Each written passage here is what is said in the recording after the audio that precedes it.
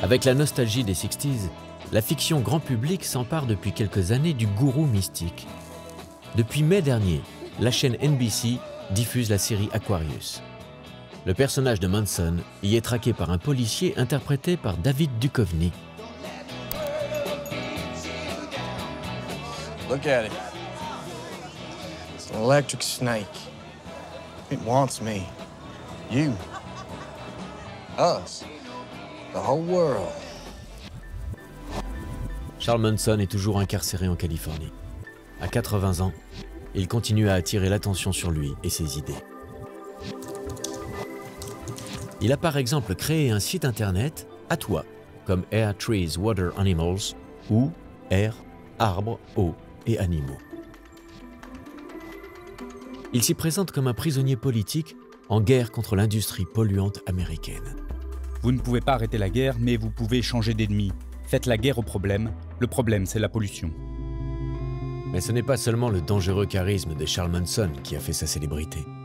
L'homme véhicule aussi un sulfureux parfum de sexe et de drogue, un des autres ingrédients de sa légende. L'aura sexuelle de Charles Manson est un des éléments clés de l'intrigue de la série Aquarius.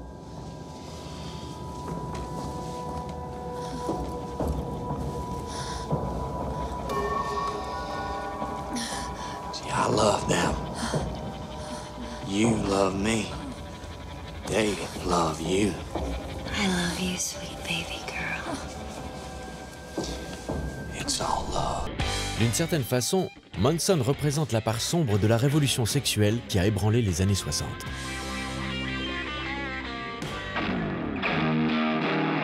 À l'époque, chez les hippies, l'amour est le maître mot. Tout le monde s'aime, on partage tout, surtout le sexe. La censure littéraire et cinématographique est abolie. Les corps peuvent enfin être montrés. On voit s'afficher de la chair, partout.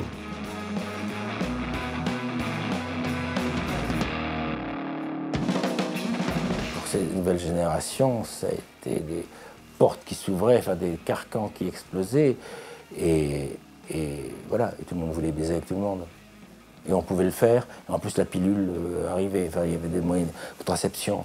Et c'était plus répréhensible, on n'était plus montré du doigt. Et donc, et tout s'y prêtait, puisqu'on revient à la Californie, là-bas, tout s'y prêtait.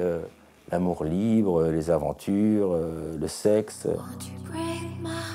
Charles Manson n'a aucun mal à faire honneur à la révolution sexuelle. Fille-garçon, fille-fille, fille-fille, garçon. Il accepte toutes les combinaisons, à condition d'être le mâle alpha. Son bus jaune devient un lieu d'orgie. Il jouait un peu sur cette philosophie hippie du partage, mais son partage à lui, c'était de baiser toutes les filles qui étaient dans son groupe. Et donc, pour les amadoués, il va d'abord leur dire qu'il est le god of fuck, donc le roi de la baise. Apparemment, ça marche. Les jeunes filles qui l'entourent, en rupture familiale et totalement paumées, se font complètement ensorceler par Manson.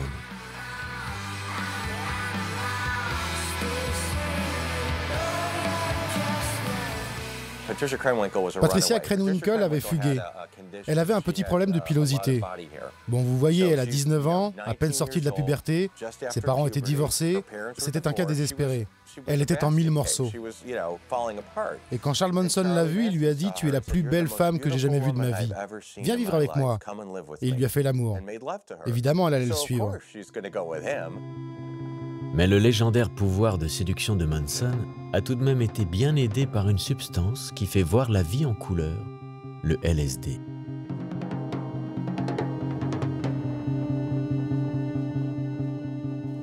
Manson prenait du LSD, mais les gens disent qu'il ne prenait qu'une petite dose.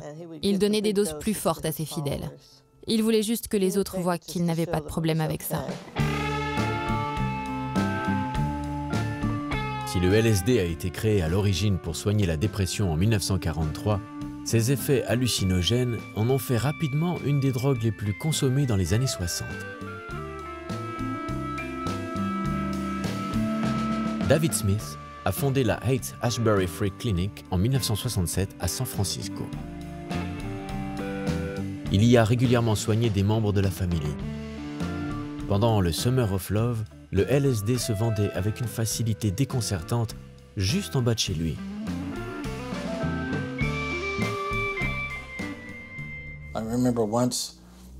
Je me souviens qu'une fois, je rentrais chez moi. Je suis un scientifique, mais je vis dans le quartier hippie. Je voyais tout ça sous ma fenêtre, juste au coin. À côté de ce bureau, il y avait un marchand de donuts. Vous entriez, preniez votre café et votre donuts au-dessus de la caisse et votre LSD en dessous. I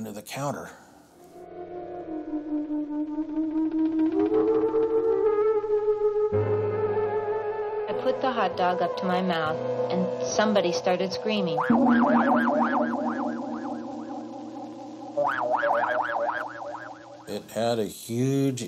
Ça a eu un impact énorme sur la culture et la musique.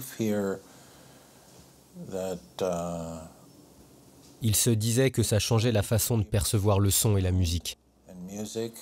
Prenez du LSD pour voir d'autres choses, pour changer sa conception de la vie. Bien conscient des pouvoirs dangereux du LSD, Charles Manson en use et en abuse.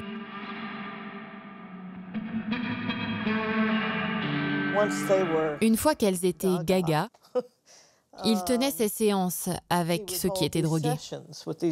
Il les endoctrinait de ses croyances. La mort n'existe pas. La vie et la mort ne font qu'un. Il leur faisait des trucs. Par exemple, il prétendait être le Christ. Elle le mettait sur une croix et les filles juraient qu'elles voyaient des flammes sortir de ses yeux et de ses doigts. Elles tripaient.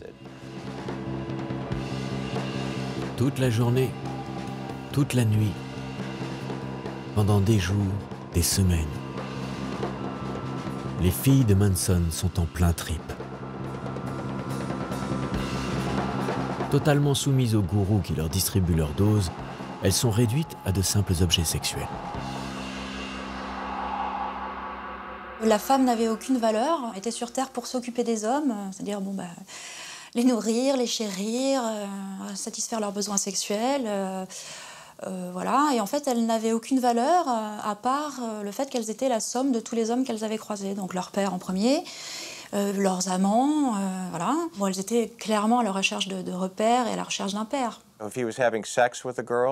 Quand il couchait avec elles et qu'elles étaient sous acide, juste au moment où elles étaient sur le point de jouir, il leur disait qu'il était leur père. Donc après un certain temps, elles étaient des zombies. Elles faisaient tout ce qu'il leur demandait, parce que sinon il les frappait. Quand il claquait des doigts, il fallait qu'elle court. Peu à peu, Manson utilise le sexe comme un outil pour obtenir ce qu'il souhaite. Les femmes deviennent une monnaie d'échange. Manson disait au mec « Venez vivre avec moi, vous aurez toutes les filles que vous voulez ». En échange, il vendait de la drogue pour lui. Ils vont être logés à un moment sur ce ranch qui servait à des tournages de western. Le propriétaire est un homme âgé, à moitié aveugle, qui a pas loin de 80 ans, qui obtient des relations sexuelles avec certains membres de la famille. Donc ils sont logés gratuitement. À force de drogue et de manipulation mentale, Charles Manson parvient à faire de ces femmes ses instruments. Quand la tuerie morbide de l'été 69 commence, ce sont deux d'entre elles qui s'acharneront le plus sur Sharon Tate et ses amis. Puis plus tard, lors du procès, elles font encore preuve d'une dévotion sans limite.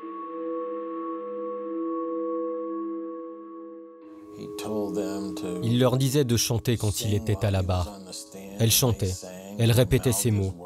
Il avait un contrôle complet sur ces femmes.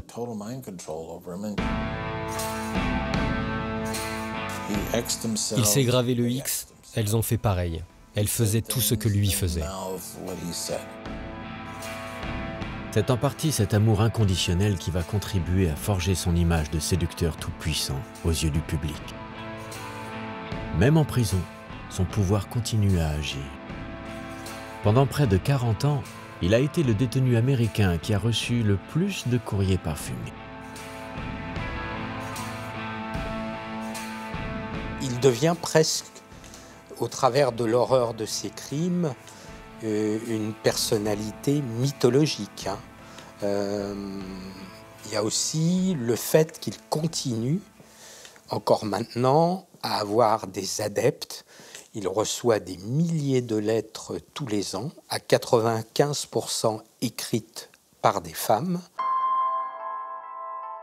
La légende semblant se nourrir d'elle-même perdure jusqu'à aujourd'hui. À tel point qu'en 2010, il fait la connaissance sur Internet d'Afton Burton.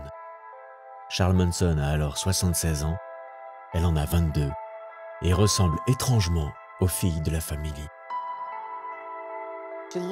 Elle ressemble à Susan Atkins. Elle vient du Midwest. Elle a commencé à lui rendre visite et ils ont obtenu l'autorisation de se marier. C'est le dernier article que j'ai écrit. J'ai su quand ils ont obtenu l'autorisation qu'il était fort peu probable que ce mariage ait lieu. Et finalement, l'autorisation de mariage a expiré. Ils ne se sont pas mariés. Et il y a cette rumeur qui dit qu'elle avait le projet avec un promoteur de récupérer le corps de Charlie à sa mort pour l'exposer comme dans un musée ou quelque chose comme ça. Vous savez que tout ce qui a un rapport avec Manson est toujours complètement fou.